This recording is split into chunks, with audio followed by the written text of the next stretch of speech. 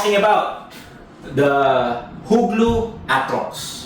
The one that we have here is a short barrel version, which I requested para sa Philippine market. So let's talk about the Huglu Atrox. But before that, let's make sure that it is safe and clear. So wala, very good. Okay, so pwede natin paglaruan. So ngayon, the Atrox, the Huglu Atrox, unang-una is kung mapapansin nyo, fully loaded siya.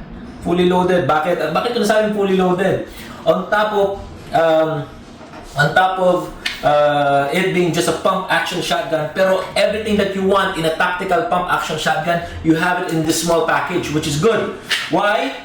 First of all, you have the fiber optic sight, and also it has a ghost ring sight that's attached to your Picatinny rail. Your Picatinny rail, pwede kayo maglagay ng red dot or kahit anong optics that you want on your shotgun. Make sure it's shotgun rated. It also has a flash, another Picatinny rail dito sa baba, para if you want to put a foregrip or magkabit ulit kayo ng flashlight, pwede.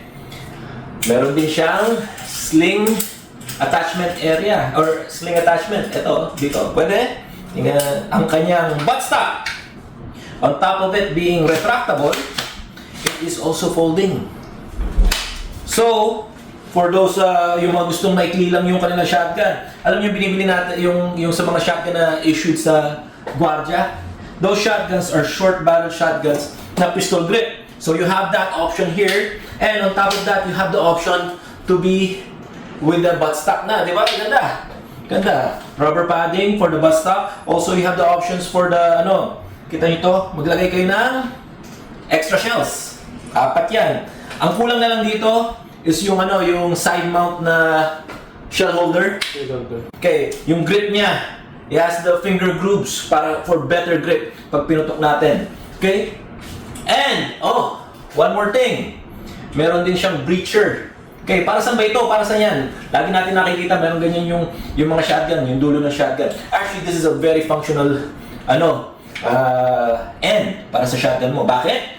Kasi itutukod mo yan doon sa pinto para kung mapapansin nyo, meron siyang mga ngipin-ngipin dyan, kakagat siya doon. Pagkagat nyo, pagputok, dahil meron siyang mga relief or exhaust relief, lalabas dyan yung pressure. And yung bala mo will just easily destroy the doorknob or yung door na pinapenetrate nyo.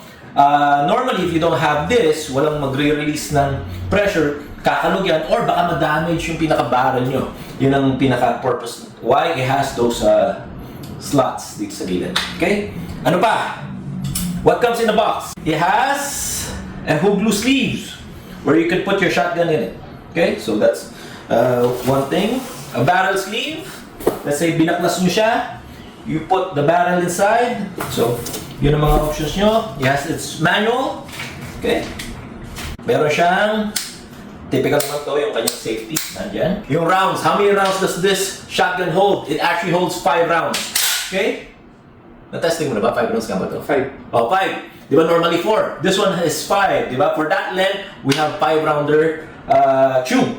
Okay? Normally 4 siya sa mga gantong length. Pero this one carries 5. Okay? 5 plus 1 is 6. Then you have the other 4 shells here for emergency reloads.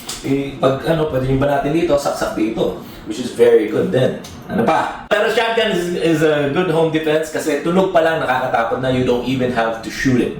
Or you don't even have to use it. Okay? Alright, so we will take it sa range.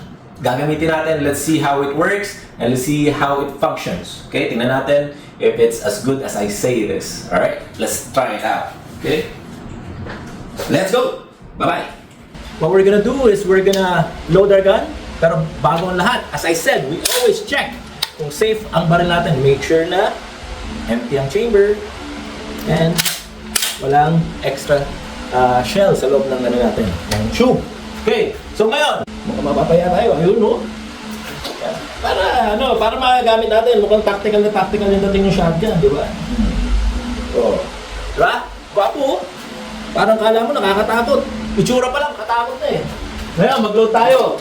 Ang bala natin, sponsored na naman ni Armscore. Talaga yung gusto ko kay Armscore. Lagi tayo ini-sponsor ng bala. Thank you very much, Armscore. Thank you very much. Hindi, actually, si Rack and Lone ang nag-sponsor ng bala na eh. Binili niya kay Armscore. Thank you very much. Okay. So, sabi ko 5. Tingnan natin kung magkakasya nga yung 5. 3 na yun. 4, 5. Yun, no? Uy, tama, 5 nga. Ang galing. Okay, ear muffs and eye protection would always be critical para sa ating paggamit. Okay. Ang target natin, tingnan natin target. 3 board. 3 board. Ngayon, tetestingin natin kung paano natin tatamaan yung board na yan with our Atrox shotgun. Okay? Kasa! Nakakatakot, kasa pa lang. Okay, puputok na ako. Okay, firing! Oh, sarap ah. Wow! Ang sarap! Susubukan natin yung hip shot. Okay, pull natin yan. Subukan natin yung hip shot natin. Load ng 2 bala. Okay, ngayon, kasa ulit. Kasa. Okay, hip shot!